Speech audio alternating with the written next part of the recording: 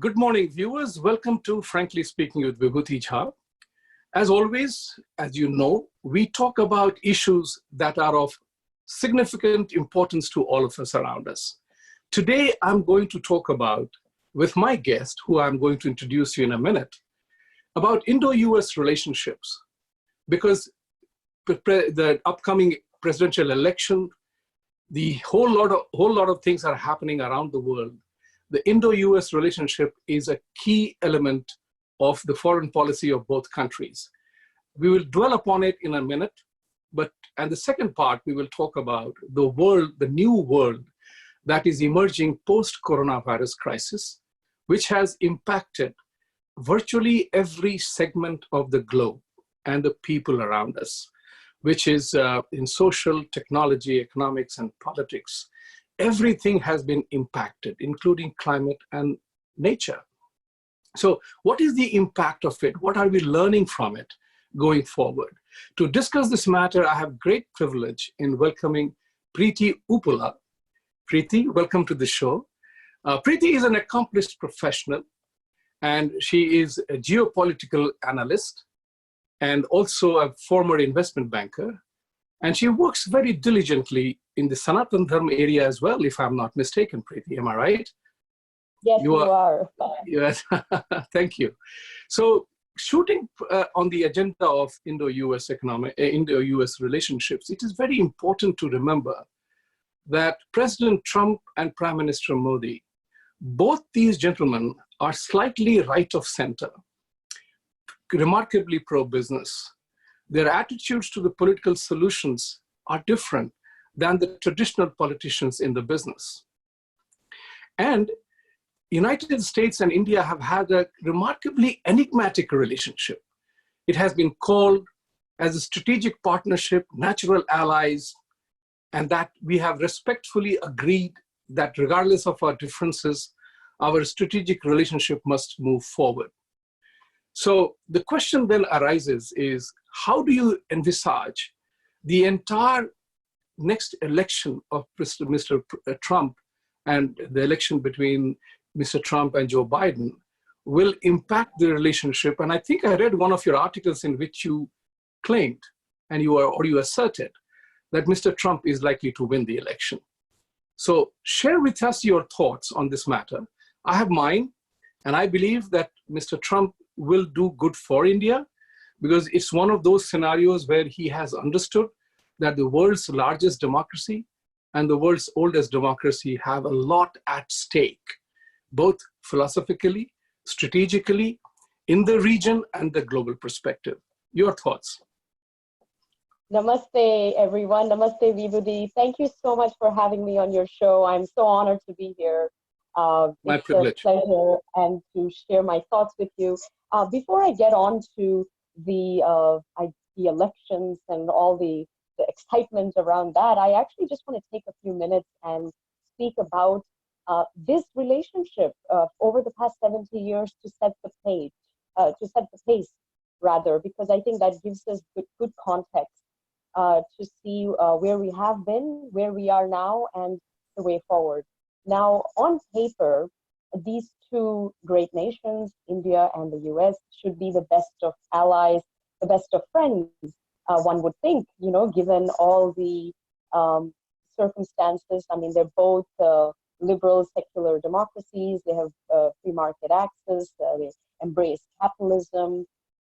And they have shared morals and even shared threats, I would say. And I think technology is the USP for both, the US as well as India in terms of technological development and services.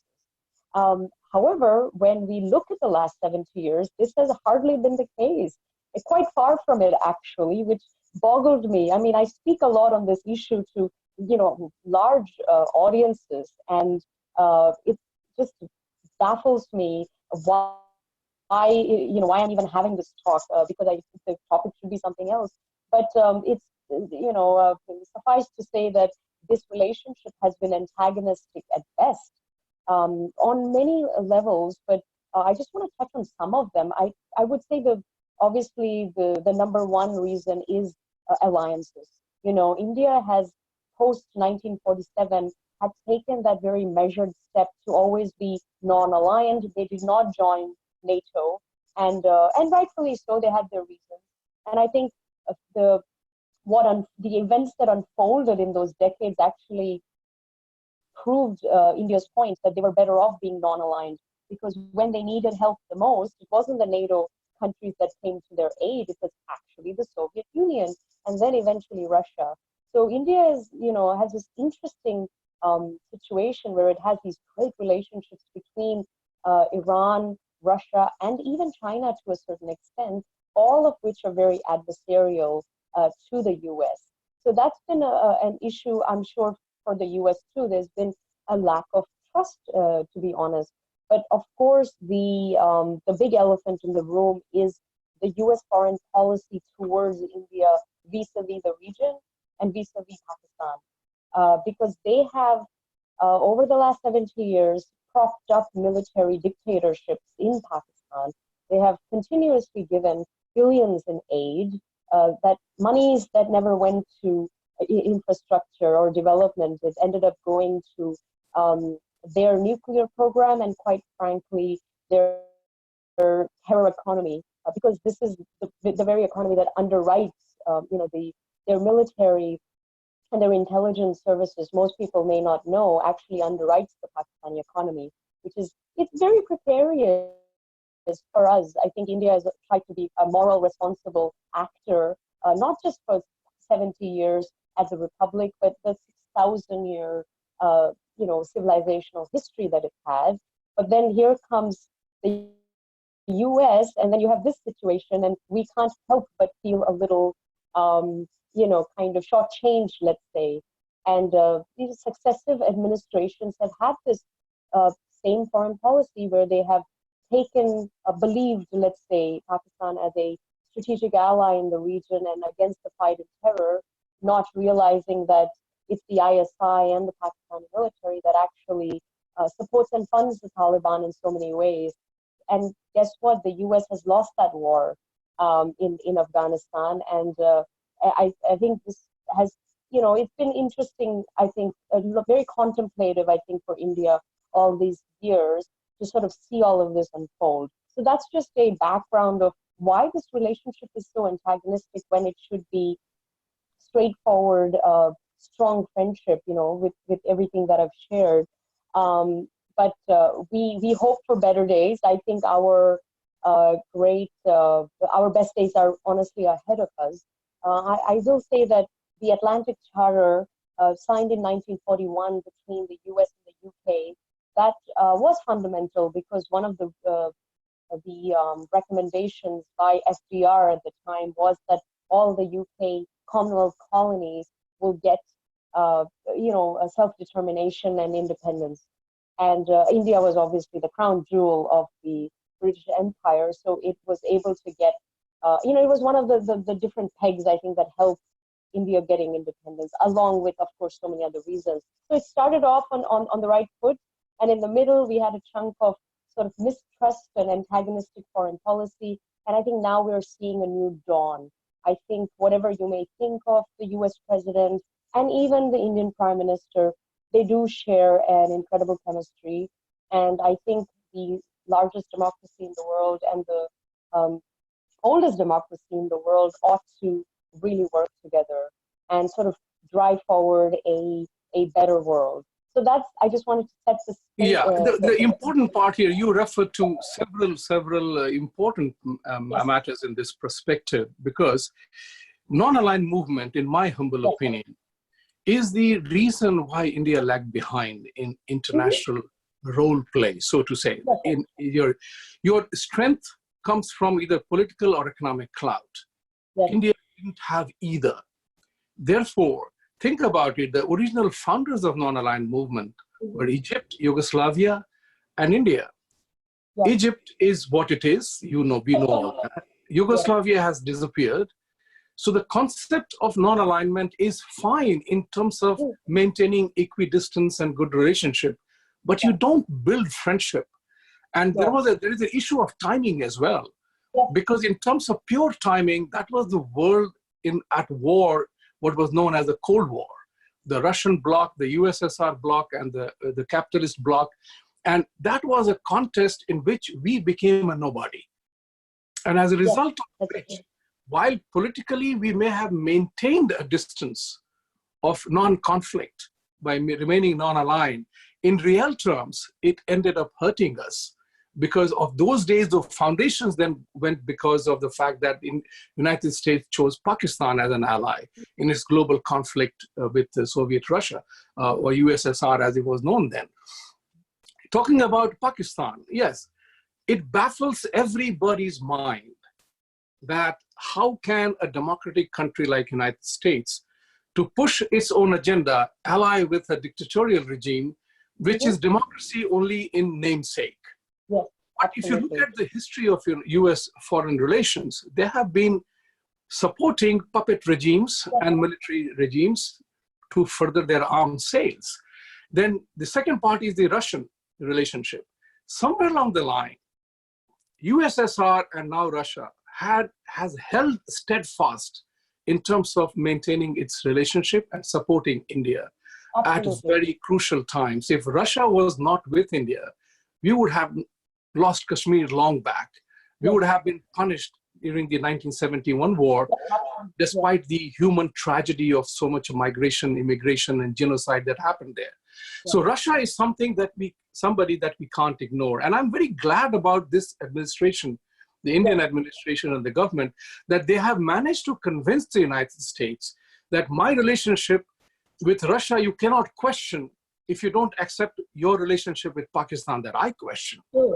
And there are bilaterally, United States under Trump administration, what is happening is they are getting rid of all the multilateral relationships and international trade agreements. And they are saying we will have bilateral relationships, bilateral trade negotiations. If you are to do bilateral on one side, then you can't dictate terms to India that you choose your friends the way we want. But to the credit of US administration, they have focused on trade, military alliances, military exercises, sale of military equipments, and investing a lot in India. So that is becoming a much greater relationship from that point of view. And everybody now recognizes that India, over the period of time, has emerged as an economic power. Yes. So think about it like this. Just as United States has put in trillions of dollars to revamp the economy, India has also done 20 lakh crores, which translates into $686 billion, which is huge for Indian economy, right? Yeah. So the question here is that how, and the Chinese businesses are coming out from there. People want to get out of that place. So they are all coming out, and India is rolling out the proverbial red carpet once again. So my suggestion, my thought process is in that regard, that it's time for both leadership to come to terms. Enough of talk, it's time for action. Your thought? I know, you're absolutely right. I always say this. I mean, I think we've had enough optics. It's all optics, optics, optics. I want to see policy changes. I want to see reforms, and I want to see action. I mean, the event in the Motera Stadium was obviously a historic landmark, you know, the largest gathering ever. And that it really cements, I think, the current situation between the two nations, and the White House obviously puts official statements out saying that this really shows the solidarity between the peoples of these two great nations. And, you know, the Indian American community in the US plays a pivotal role. They are the most educated and the wealthiest ethnic group in the greatest country in the world, right? Even though we only make up 1% of this country, the clout that we have is enormous. And I think we are finally showing, flexing, let's say, that muscle with respect to elections and political system, because, you know, democracy is in our veins. I mean, you made an interesting point about Pakistan being a democracy in name only. That's absolutely true. I mean, there's a famous saying that, you know, most countries have an army. Pakistan is an army that has a country, which is so true. But with Indians, I think it's in our DNA, right? It's just politics isn't in our DNA, and we take it very seriously, and freedom and liberties is the most important thing for us. And yes, no country has any right to dictate to the largest democracy in the world their alliances. India is ultimately going to do the best thing for itself. I think even Secretary Mike Pompeo has mentioned this repeatedly because he shares a great relationship with the Minister of External Affairs, Dr. Jaishankar, and they have at many times exchanged pleasantries. And Pompeo has said in no uncertain terms that the U.S. respects India's need for sovereignty and territorial integrity, and he's talking about Kashmir, and also its right to defend itself. So with the nuclear program, as well as what it needs to do to secure its borders, actually all borders, but especially the Kashmir issue, let's say. And he gets that, and I think it's, and also if India wants to buy the S-400, systems from Russia, because a lot of our weaponry and military equipment did come from Russia, only because that was one of the few only countries that was willing to sell and lend and give us at a time when nobody else did during all these great wars that we had and that we won, quite frankly. So I think the U.S. gets it. Thankfully, I think this foreign office is better than the previous ones. And I like Pompeo. I think his relationship with Dr. Jaishankar is very genuine, and he understands the predicament. I think he's been briefed properly. But yeah, the Indian Americans are saying we are not going to be quiet anymore. We contribute enormously to this country. I mean, Silicon Valley, half of that is run by Indians, right? And look at the top 10 tech companies in the US. They're all run by not even Indian Americans in some cases. Actually Indians, right, who were educated and trained and got all their entrepreneurial experience in India. And I think leadership is again in our veins. We make fantastic CEOs and startups, right, and entrepreneurs. we make fantastic CEOs and a lot of startups here. I recall, you mentioned about the NRIs in this country are one of the most vibrant groups. Now, it is very important. I must share with you what one senator told me, that we love you Indians as immigrants to the country. You are professionals, you are hardworking, you take care of your family, you have family values, you look after your children, you are highest median income, you are least problem on the law and order side, and you ask for nothing. You ask for nothing. So that was a very important part, that we ask for nothing. And that's where an important element, you use the word clout. Yes. Now, in my humble opinion, again, I would say that we Indians have a very recognized presence here. We are respected. I mean, no Indian is looked down upon, other than the fact that there was a, unfortunate slur. Unfortunate slur at one point in time, that we are taking their jobs away. Little did we realize that we were creating so many jobs here through that economic cooperation. But important part is that we Indians do not necessarily have a clout in the US government administration. That is something which I have argued with a lot of Indians here. Not argued, but actually suggested that it's time for us to make ourselves heard. So look at this upcoming election right now. Bernie Sanders and Joe Biden, their India policy seems to be driven by ignorance and total lack of understanding of India's needs. So at this point in time, I would like to hear your thoughts on this, the Article 370, 35A, CAA, which give India a name that as if we were human rights violators. We have undermined the rights of Muslims in a democratic nation, whereas the real issue is that we were protecting the human lives of minorities in these countries. So I'm really surprised that the Democratic Party, I don't know who writes their notes and who writes their press conferences. I don't know either.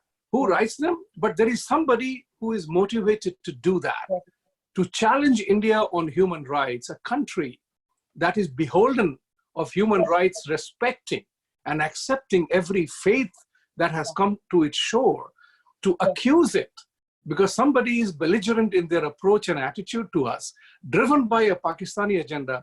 It annoys me.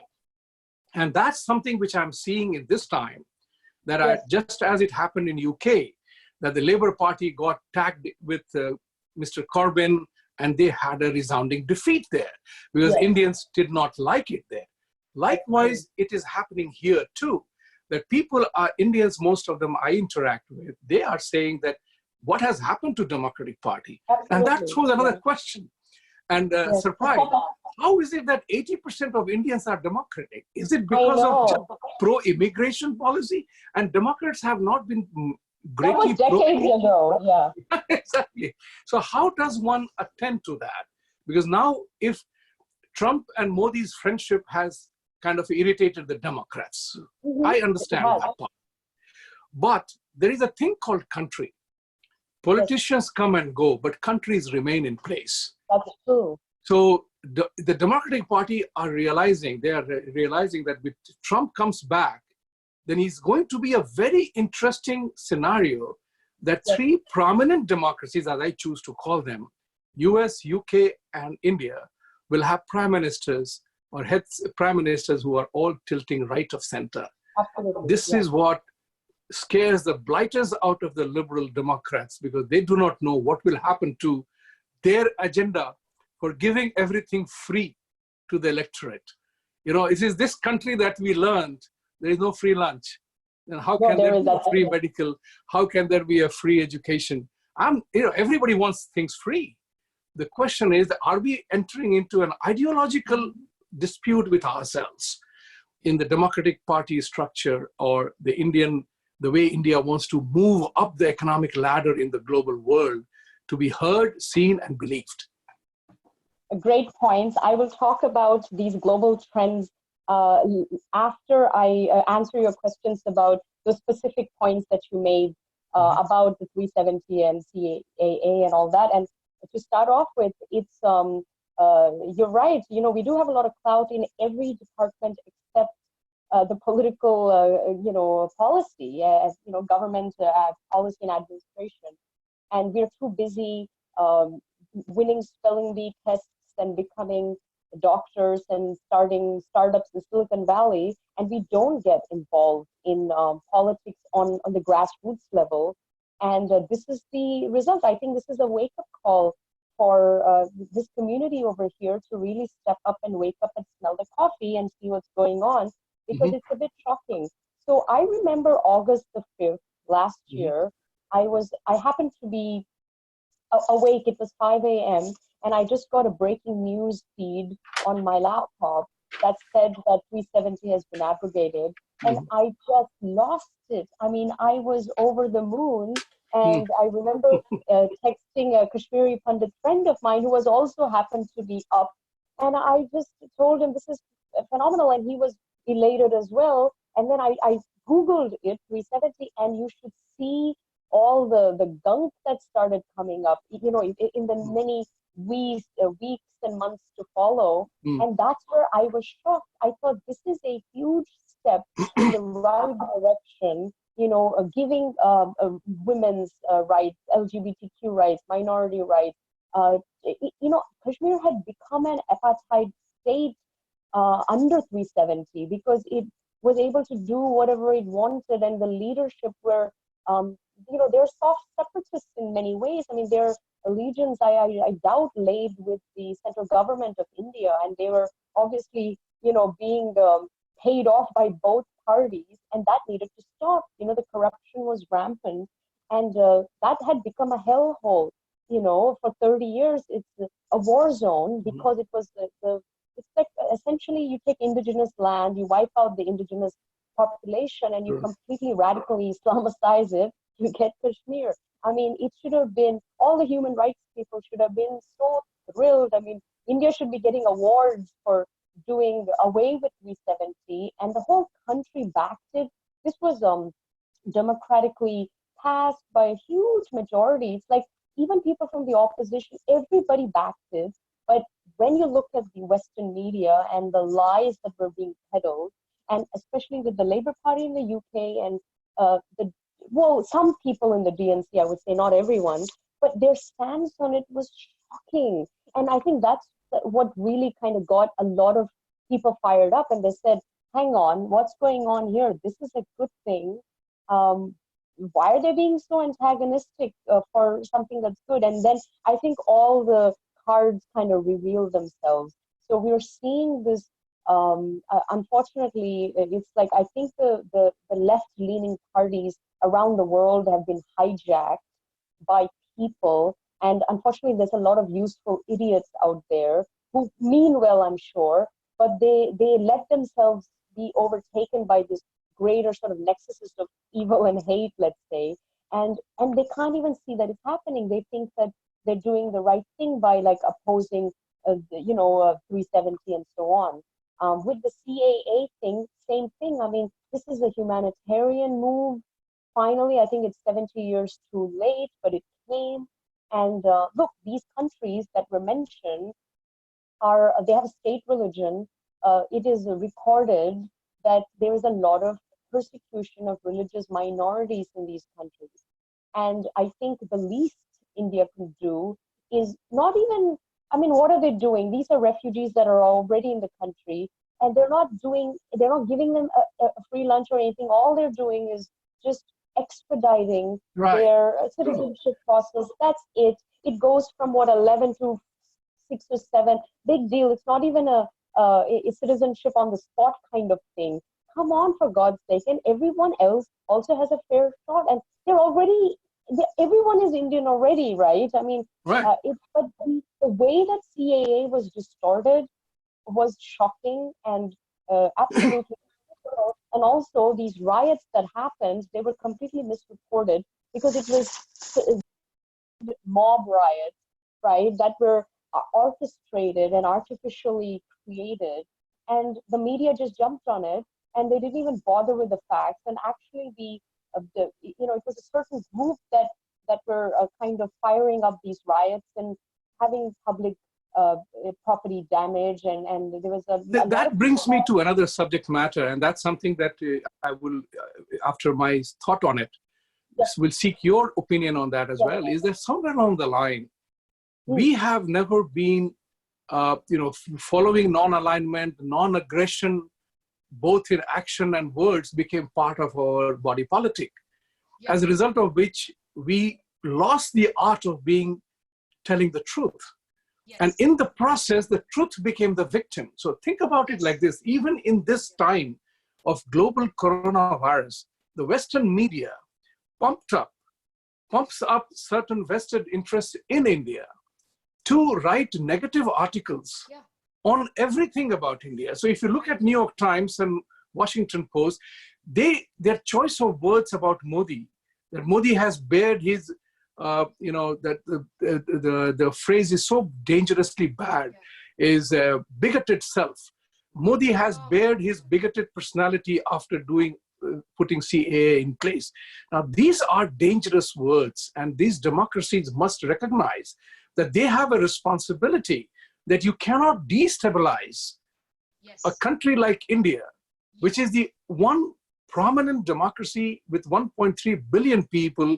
Regardless of the chaos, it is a functioning democracy. Think about how many elections, fair elections, have happened in Kashmir. The one time when the Congress party rigged the election was 1989. So after that, it has been fair elections. People have come to the legislative bodies and they have done well. In Kashmir as well, forget about the rest of the country, has been great. I mean, the massive population voting for that. So as a result of which, there has to be a transition for India to become aggressive in its stance. And you said about Jaishankar, he made a statement that it is time we showed our muscles and showed our aggression. So I read that, and I said, maybe it is not the exact same words, but he implied thereby to all the embassies around the world that it's time for us to call our shots and call the evil out, because you have to call people out, and that's important. So coming back to the final thing in this matter is very important for me, is the fact that India has championed the issue of human life. And the cry against India for human rights against Muslims is a rather frustrating one and annoying one for all India and Indians living here. Your thoughts? You're so right. I think I don't think India needs a lecture on Right. No democracy sermonizing, please. No sermonizing, and please. secularism and all that. And to your Right. earlier point, yes, these outlets, I'm happy to say that they're losing their credibility, not just by the Indian American community, but just at large, even by their own American population, who keep reading these headlines that something is amiss, and they're like, "Come on, this is just ridiculous." And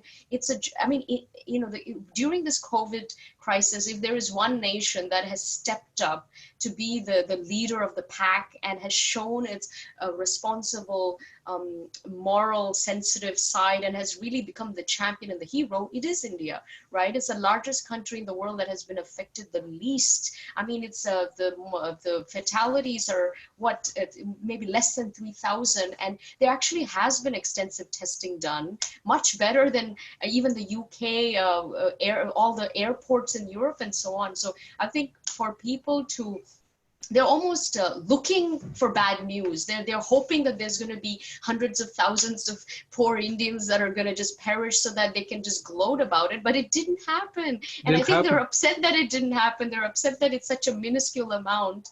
And there's a number of reasons for that. I mean, lifestyle, of course, and the weather. And I think just our epigenetic makeup, it lends a good immunity for this kind of virus, let's say, but we are so lucky. And, we've actually never really been a big victim of these sorts of pandemics, which is great. But it's shocking that these outlets get away with it. It's shameful. It's a shame that we can't, you can't legally take action, but we just hope that they end up consuming themselves and disintegrating, which is usually what happens. I mean, Thomas Friedman, someone I am a huge fan of, and he's a columnist for the New York Times, and he's a big Indophile. He's a huge fan of India. He recently said that how grateful are we that India is what it is today, everything about it, the openness, tolerance, pluralism, secularism, the very, Hindu ethos of India is great. I mean, we're a better world today because India is what it is. Imagine if India was a Syria or an Iraq or a Pakistan. We would be living in a very different world right now. He said it in so many words, and it is so apt. And people don't want to mention these things, but it's true. Imagine if the demography of India was different. I think it would be the most dangerous country in the world, quite frankly.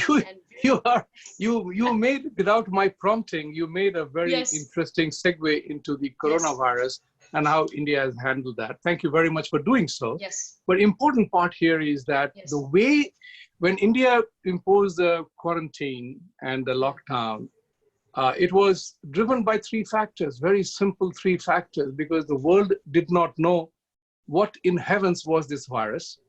Yes. There was no testing available, and there was no vaccine or cure available. So, and once we knew about, the only thing that we knew that it transmits through human contact and proximity. So Modi did the right thing, because the density of India is so high. Look at New York. I mean, New York City and New York State, my state, makes up of almost 50% of US cases and US deaths. And the media is so treating Governor Cuomo and Mayor Blasio, with due respect to them, as heroes and rescuers, not realizing that if you are blaming Trump for 6 weeks delay, you have to blame these guys for such a major screw up for doing this here. But India handled, even at that time, to my utter horror, the Western media was talking about the fact that, oh my God, what will happen to India once the cases break out? Nothing happened to India. Right? Exactly. Nothing happened to India. So actually there is a doctor, physician, who is a public policy health thing in Harvard University, who said in one TV program that he was very worried about India. And the very next day, he talked about very happy with India. So there is a definite lack of awareness in the people to be able to even articulate a thought. Flip-flop, Flip-flop. But that brings us to this coronavirus. Yes. Now, coronavirus, I talked about in my program just when it started. And I had a doctor, Dr. Sharma, who came on my show, and he recently also came on the show. He was running an ICU with 43 patients, all suffering from coronavirus. Now, the question here is that what we talked about, the fact is that how did it happen? You know, this has really changed the world. And, you know, what I mean by saying is that every disaster is an opportunity for something. It's a learning moment. Yes. So World Trade Center went down, we built a new one. Disasters have happened in the past, we always emerge out. That's our resilience. But in this particular instance, whether it happened in a high school chemistry lab and the genie went out of the bottle, I don't know. I don't know whether it was a research lab for medicinal development that went awry.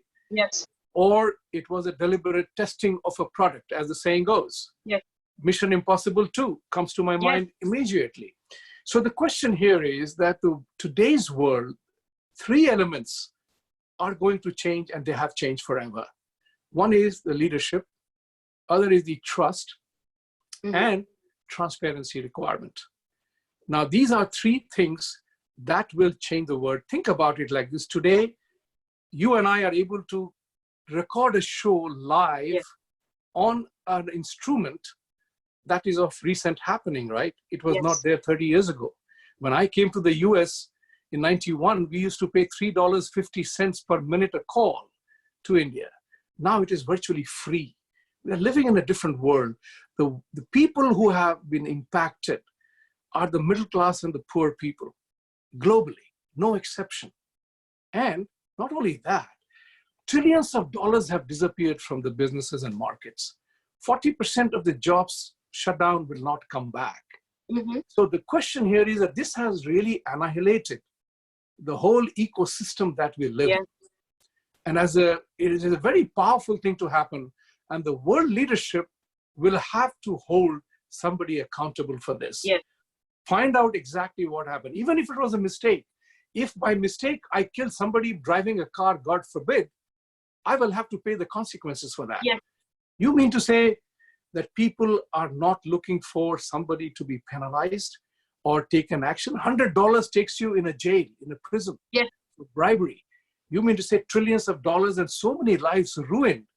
There is nothing going to happen about this. And that is the most important part, because this coronavirus has also told us that this is one world, is one earth, one sun, same water, and you can't ruin it in the same way. So the Gaia principle operates, the Sanatan Dharma principle operates. Coronavirus was gender neutral, age neutral, rich, poor neutral, country neutral, religion neutral, boundaries neutral. It told the whole world that we are just the one. And by the way, Mother Nature took care of the ecological disaster that the man was causing. Your thoughts on this as you go along? Oh, you make such great points.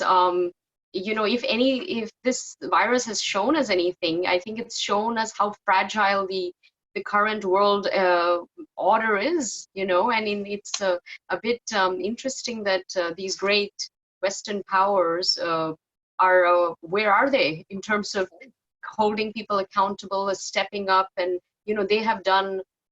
When you look at the countries that have done very well, you know, South Korea, India, I think Taiwan has done very well. Ironically, China has done very well for itself.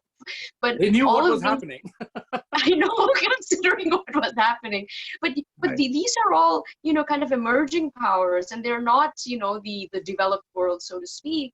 And it's just shocking that trillions have been wiped out. The whole world has come to a standstill. You know, we are in for a recession, probably a big depression, and yet nobody wants to, you know, kind of step up and say, well, let's find the person responsible, when there's plenty of evidence to point us to the right direction. And you know what, whether it was an experiment that went amiss, or whether this was deliberate, or whether it did come out from disgusting eating habits or whatnot, the point is that they did know that this thing was spreading within certain regions of China, and then it moved further.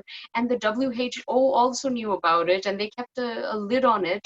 And some analyst was saying that if we had known even 3 weeks earlier about this, Right. 95% of all these cases around the world would have not been infected. That's a huge number, and 3 weeks is not such a long time, Yeah. but they sat on it. And so I think the WHO has a lot of explaining to do. The CCP has a lot of explaining to do. I don't think sanctions or fines are the way to go, but I think there needs to be an honest conversation of why it happened. And also I fear that there's another one coming not that far from now, and we're going to have Right. out of this. And then what are you going to do? You know, I think these are questions that nobody is asking. And there needs to be a lot of soul searching, I think, for everybody involved, especially this country, which claims that it's such a, you know, it's like the greatest country in the world. Well, at times of crisis, you're not doing anything, and in fact, you have mishandled the situation, and it has more fatalities than anywhere else. Which, and you know, they go on about New York. I mean, New York has done ridiculously. I mean, it hasn't done well at all. You know, and you know, maybe they're doing the best they can. I don't know, but And very that brings poor me to leadership. the other subject. Your state, California, did Yes. rather well. Both of Yes. them blue states, and Governor Newsom did Yes. some things that has not allowed the coronavirus to be as rampant as it is in New York. So the important part is that leadership comes to play. True. So Yeah. South Korea took an action, Modi Yes. took action. Yes. And while we waited here, I mean, Governor Cuomo and Bill Blasio made the statement that we have the best healthcare system in the world and we will survive, nothing will happen. And lo and behold, see what is happening. So the question here is, again, back to the basics question Yes. is that this coronavirus is going to be here. Yes. Now, it has produced many stresses on the society and people. You know, families are locked down, people are seeing each other so much that they don't know whether they want to see them again, you know, on the lighter vein. So funny. So the question here is that it is causing depression, it is causing anxiety. So to open is a classic Shakespearean dilemma, to open or not to open, right? Mm-hmm. But if you look at the famous, you know, the Spanish flu, in the first attack, 20 million people died. And after that, it was declared it is over. The relapse killed 30 million more. Wow, true. So that's the important part to remember here, is to exercise caution. Exercise caution to open selectively. Yes. Right now, where do you stand with reference to your beaches? You know, for example, California, Governor Newsom has closed down the beaches once again. So, you know, Californians can't live without their beaches. So how are you coping with, and how is California coping with this entire dilemma to open or not to open? So I think my experience of this is very different to what the state is going through. You know, California is a very sprawling area. There's a lot of land mass, and although we have a huge population here, there's space. We have space, unlike New York, which is there's also a lot of people there too, but it's more congested. So I think the space helps, and you know, Californians are kind of laid back by nature, and I think they have kind of taken it in stride. I'm not seeing any violence. I'm not seeing any you know, depression or whatever. I think people are doing what they need to do. We're lucky we have gorgeous weather every day. Right. I go for walks every day. So I think for us, the good thing is that it's not a total lockdown where you can't get out of your house like some places. Here you can basically go anywhere as long as you have that you know, just a few feet, like the distance and stuff like that. Now, me personally, I'm thriving just because I'm by nature a very spiritual person. So I often take time to contemplate and meditate. But I've taken this time, I'm writing a book. So I've been very busy doing research, reading, writing, doing tons of media, interviews and lectures all around the world on all these different issues, and connecting with incredible thought leaders, and really getting connected to great sort of people of influence and thought. And look, if there's a paradigm shift going on, I see the spiritual side of everything, and I do think that this is a karmic thing for the planet. So look, it's all good in the end. Talking I think about the karmic thing, and I'm very excited when you Yes. Said that you are spiritually inclined, and so Yes. am I. I mean, I have been in private banking and banking all my life, dealing with money, but I have had a strong streak of spirituality in me Yes. that led me to learn transcendental meditation. Yes. And I'm a practitioner for the last 35 years. And I always tell people Amazing. that if anything, if I were to describe my gain out of meditation, is that it allows me to keep my sanity intact in an otherwise insane world. True. I think all the meditators out there and the real yogis and the real dharmic people are actually having a wonderful time. You know, you get time for yourself, you get some breathing space. I think we were going around, you know, especially in LA, there's a saying, people are busy doing nothing, which was going on here. So, and of course, TM meditation, as all kinds of meditation, has its origins in Vedic philosophy and Sanatana Dharma. So all of this stuff is, you know, so real to us. But I think one of the great things that has happened is this kind of resurgence of the Vedic lifestyle, this kind of Indic way of living, whether it's vegetarianism, you know, pranayama, or the namaste, you know, the washing your hands and your feet, and you know, keeping your shoes out, and just Ayurveda. You know, I think all these amazing spices have natural abilities to boost immunity, and we've had this for thousands of years. And you know, whether it's meditation or whatnot, all of these things in combination, they really create a situation where you're untouched. And I think that's why one of the reasons why India has done so well, because we don't, you know, have these eating habits and whatnot, and we just, as a culture, we've practiced some of these things that the rest of the world is now only finding out about and catching on. So I think the fact that the Indic lifestyle is now so hip, I love that. But I think there's going to be a new world order when all of this simmers down. I think the world is going to look at maybe a country like India, like a real leader that stepped up, also, you know, providing the necessary medicine to the world as it does. And I really think that India needs to capitalize on this in terms of big pharma and pharmaceutical, because it does manufacture a lot. It does very well in that area, and it can do more. And of course, technologically, it needs to invite, you know, businesses and foreign investments. And these companies need to realize that India is such an amazing place to invest in. You have these amazing, you got the best labor pool, and you'll get a good quality service for a good price. And it's a dynamic, hip, young, you know, vibrant population that is just. That you are speaking. It is music for my ears. Yes. For the simple reason, but that's exactly what I do: promote Indo-US joint ventures, collaborations. Now, it's very interesting information that I read today itself, that when the vaccines come out, apparently there will be 7 billion vaccines required. 3 big pharmaceutical companies from India have tied up with Indian manufacturers to make it in India. Great. So that is but the important part is that the spirituality part of it. I gave suggestions to people in the initial stages that this is the time for all of us to configure once again, who am I, what am I doing, and what next? And I suggested to people to do some meditation, some pranayam, and some yoga. That's where it will bring about an equanimity of mind, body, and spirit to come to terms with the reality. So isn't it funny that in an otherwise pure atmosphere, we are wearing a mask when you go out, right? And animals are going all over the place. Now that brings about a very important issue. Although the population ratios are declining in Western countries, there are certain countries, they're only producing children. They're all in the name of God. Yes. And I opined in one of the groups, I said that, look, children are maybe grace of God, but they are act of between a man and a woman that results in conceiving a child. So that is the global reality.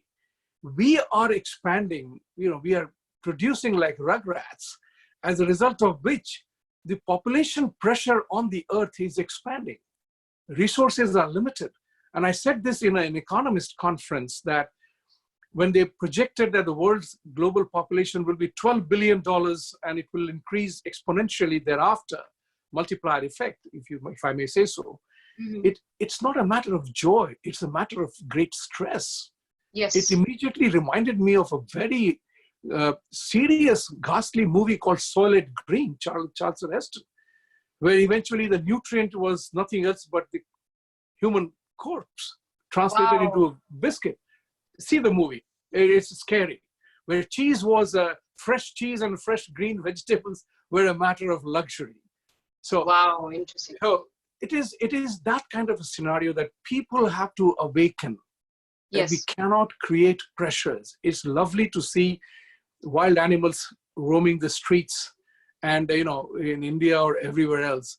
And that is the important part, that if we learn from this, will we learn from this? And I have a great believer, I'm an optimist, and I believe people will learn from this. Thanks to the technology. Today, everybody knows in an instant what is happening anywhere in the planet Earth. Everybody knows, regardless of China denying it's not China virus, everybody knows it emerged out of Wuhan lab. Yes. Now, if you didn't know, then you are incompetent or stupid. Or you're both, hiding perhaps. under a rock for the last 3 months. So that said, it has been a great conversation with you. So share with me one thing, and then we will close this conversation for today, is that how Indians and India must reach with its philosophies of Sanatana Dharma principles, because a lot of doctors are picking and choosing specific items of our Sanatana belief system, and they are talking about moderation in eating, eat less, eat vegetables, and eat stuff. So, so do yoga, do meditation. People are doing that. It's for us to make it global, just as Modi-ji made International Yoga Day. How would you do that? You have 1 minute to say so. Yeah, isn't it ironic that it took a global pandemic for us to go within and ask ourselves the most important questions? Who am I? Where did I come from? Where am I going? Why am I here? That's the essence of Sanatana Dharma, and these are questions that are deeply ingrained in every Hindu, which is amazing. But I think the whole world is forced to ask themselves this question now. There's so much that I think India as well as Sanatana Dharma can teach the world. I always say that it's really the only framework for the future of humanity, right? It really is going to show the way forward, because whether you look at the environmental aspect or how we treat each other, vegetarianism, taking care of the mind, body, spirit, whether it's Ayurveda, also how you treat each other, the concept of karma and dharma, and this acceptance and surrender, and all of these amazing things, you only find it in Sanatana Dharma, right? Yes. And this is what the world needs right now. I'm happy to say that there is sort of a gradual shift towards it from west to east. Absolutely, everybody's looking that way, and they are taking bits and pieces. I think my worry is a few things. Number one, it's being diluted because it's not the whole thing in its purest form that's being sort of appropriated, if you want to use that word. People are just taking what they like and they discard the rest, which is not what you would do, I think, when you find the truth. And also, I think more sinister than that is this some kind of subversive efforts, let's say, to kind of bifurcate all this amazing ancient wisdom and technology from the umbrella of Sanatana Dharma, when they're utilizing these things but saying it's not religious, it's not this particular ideology, it's just universal and it's for the whole world. And when you do that, I find that quite offensive, actually, and I think it's very disingenuous, because all of these things have an origin. Yes, it's for the world. This is open source technology. It's not a closed corporation like some other ideologies, but there is an origin, and you have to have reverence and respect and acknowledgement for that, because I think if you don't, it actually comes back to you. All these yoga studios got shut down here in LA, and I'm happy that they got shut down, because some of them were going on about, oh, this is they were having Christian yoga, dog yoga, this yoga, that yoga, and they were trying to say that it's spiritual but not religious, and they were trying to kind of remove the Hindu aspect of it, which is, hey, yoga is Hinduism in practice, right? You cannot do that. And I'm happy to see that they're all shut down. And if they remain shut down for another 2 months, I don't think they're going to be able to sustain themselves. So I hope only the yoga studios that are entrenched in dharma survive, you know. So I do, there's a silver lining in all of this. Yeah, I mean, there is always a silver lining in every disaster. Preity, it has been a great conversation. I enjoyed having you on the show. I enjoyed the conversation. Like every good conversation must come to an end. Yes. This must come to an end today. But there are so many more things to talk about. And I hope you will come back again from another conversation on certain more equally important things. You know, for example, I would say that Indo-US relationship, I would say, no, India and United States must remember the simple phrase, don't take each other for granted. Yes, Stay I like that. Engaged. Stay engaged. You know, recognize what is important for you and I. And let's respect our differences. If we are able to pursue that path, I think these two countries can bring about a significant change in the world around us, and including the other elements of leadership, trust, and transparency the world is seeking now. So with these words, thank you very much once again. Viewers, thank you very much for joining. Have a great weekend. Namaste. Namaste, everyone. Thank you.